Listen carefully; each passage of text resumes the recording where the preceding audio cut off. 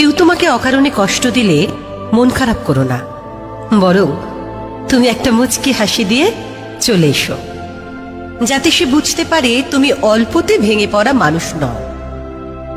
কিছু মানুষ আছে যারা শুধুমাত্র অন্যের দুর্বলতাকে হাতিয়ে নিয়ে খুব মজা পায়। পরে এরা সেই দুর্বলতার উপরে আঘাত দেয়, তারপর চোখের জল দেখে করুণা দেখাবে, কিন্তু মনে মনে ঠিকই পৈশাচিক আনন্দ উপভোগ করবে।